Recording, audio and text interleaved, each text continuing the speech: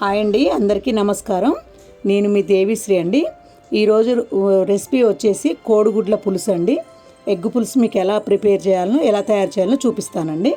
ముందుగా ఇంగ్రీడియంట్స్ వచ్చేసి చెక్క, లవంగ, ఇలాచి, సాజీరా, ధనియాలు, జీలకర్ర, ఉప్పు, కారం, పసుపు, ఆవాలు, జీలకర్ర అండి.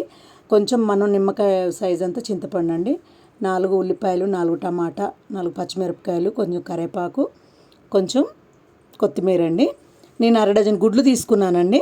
అందులో వాటర్ వేసి గుడ్లు వేసి 2 స్పూన్ల కల్లుప్పు వేసి పొయ్యి మీద పెట్టి ఉడకబెట్టుకోవాలండి. ఉడికిన తర్వాత అవి ఏం చేయాలి, మనం కొంచెం డ్రైగా వేయించుకోవాలండి. ధనియాలు, చెక్క, లవంగ, ఇలాచి, సాజీరా, కొంచెం మెంతులు, జీలకర్ర అన్నీ వేసి కొంచెం సిమ్లో పెట్టి కుండలో వేయించుకోవాలండి. తర్వాత ఈలోపు మనకు గ్యాప్ ఉంటుంది కదండి, కోడిగుడ్లకు కాట్స్ పెట్టుకోవాలి. ఎందుకంటే అందులో మసాలా వెళ్ళి బాగా టేస్ట్గా ఉంటుందండి కోడిగుడ్ల పులుసు. దాని తర్వాత ఇవి తీసి పక్కకు పెట్టుకున్న తర్వాత అవి వేయించుకున్నవి మనం రోట్లో వేసుకోవాలండి. రోట్లో వేసుకొని దంచుకుంటే ఇంకా బాగుంటుంది పొడి. మిక్సీలో ఉంటే మిక్సీలో వేసుకోవచ్చు, రోట్లో అయితే రోట్లో వేసుకోవచ్చు అండి. ఆల్మోస్ట్ డ్రై అయిపోయినాయండి. ఇవి తీసి మనం ప్లేట్లోకి షిఫ్ట్ చేసుకొని చల్లారబెట్టుకోవాలండి. చల్లారిన తర్వాత మళ్ళీ కుండలో ఆయిల్ వేసుకోవాలండి. వేసుకున్న తర్వాత ఆవాలు, జీలకర్ర వేసుకోవాలండి. కొంచెం నూనె వేడైన తర్వాత ఆవాలు, జీలకర్ర వేసుకొని కొంచెం చిటపట్లు ఆడుతున్నప్పుడు కరివేపాకు, పచ్చిమిరపకాయలు అవి వేసుకోవాలండి. కొంచెం సిమ్లో పెట్టుకొని హైలో పెట్టుకొని వేసుకుంటే కొంచెం అవి ఇదిగా ఉంటాయండి.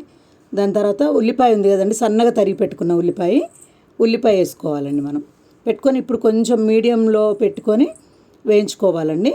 మరి హైలో పెడితే మాడిపోతుంది. వేయించుకున్న తర్వాత అల్లం వెల్లుల్లిపాయ ఉంది కదండి, రోట్లో వేసుకొని అప్పటికప్పుడు ఫ్రెష్గా వేసుకుంటే ఈ నాన్ వెజ్కి సంబంధించిన కూరలో ఎందులోనైనా సరే అండి అప్పటికప్పుడు వేసుకుంటే బాగుంటుంది. ఇప్పుడు టమాటా వేసుకోవాలండి. కలుపుకున్నాక మళ్ళీ మూత తీసి కలుపుకొని ఇందాక మనం కోసి పెట్టుకున్నాం కదండి 3 టమాటాలు, ఆ టమాటాలు వేసుకోవాలి. టమాటా వేసుకొని శుభ్రంగా కలుపుకోవాలండి. కలిపిన తర్వాత కొంచెం మనం ఈ గ్యాప్లోనే కొంచెం పసుపు వేసేసుకోవాలి. వేసుకున్న తర్వాత మూత తీసి కలిపి ఇందాక మన ఇంగ్రీడియంట్స్ ఉన్నాయి చూడండి, ధనియాలు, చెక్క, లవంగాలు అన్నీ కలుపుకున్నాం కదండి. ఆ పొడి మనం ఈలోపు దంచి పెట్టుకోవాలండి. దంచితేనే బాగుంటుంది, మన ఇష్టం అండి. మిక్సీ ఉంటే మిక్సీలో కూడా వేసుకోవచ్చు, కాకపోతే ఇది రోట్లో దంచిన పొడి అయితే బాగుంటుందండి. తర్వాత మగ్గిన తర్వాత అల్లం వెల్లుల్లిపాయ పేస్ట్ వేయాలండి. అల్లం వెల్లుల్లిపాయ పేస్ట్ వేసి శుభ్రంగా నీట్గా కలుపుకోవాలి. సిమ్లో పెట్టి చేసుకుంటే చూసారా ఆయిల్ ఎలా రిలీజ్ అవుతుందో బయటికి, అలా రావాలండి. గ్రేవీ మొత్తం చిక్కగా రావాలి, పచ్చివాసన అనేది అస్సలు ఉండకూడదండి. తర్వాత 2 స్పూన్లు సాల్ట్ అండి. తర్వాత 2 స్పూన్లు కారం వేసుకోవాలి, మన రుచికి సరిపడా. పులుపు కూర కదండి. వేసుకున్న తర్వాత కలుపుకోవాలండి. శుభ్రంగా సిమ్లోనే పెట్టేసుకొని కలిపేసేసుకొని ఇందాక మనం చేసుకున్న ధనియాల పొడి అవన్నీ ఉన్నాయి కదండి, ఇదేనండి మెయిన్ ఇంగ్రీడియంట్స్. ఈ పొడితో చాలా రుచిగా ఉంటుందండి కూర. చేపల పులుసు ఎలా ఉంటుందో అలా ఉంటుందండి. స్ట్రెచర్ మాత్రం అలాగే వస్తుంది. తర్వాత ఎగ్స్ మనం కాట్స్ పెట్టాం కదండి, వాటిని వేయించుకొని మూత పెట్టేసుకోవాలి. ఇప్పుడు చూడండి ఆయిల్ ఎలా రిలీజ్ అయిందో. దాని తర్వాత మనం ఇందాక చింతపండు గుజ్జు తీసుకున్నాం కదండి, ఆ చింతపండు గుజ్జును మనం చిక్కగా 1 కప్పు వేసుకొని ఇంకొక కప్పు వాటర్ వేసుకోవాలండి. అలాగే సరిపోతుంది. నేను తీసుకున్న 6 గుడ్లకి ఈ గ్రేవీ సరిపోతుందండి.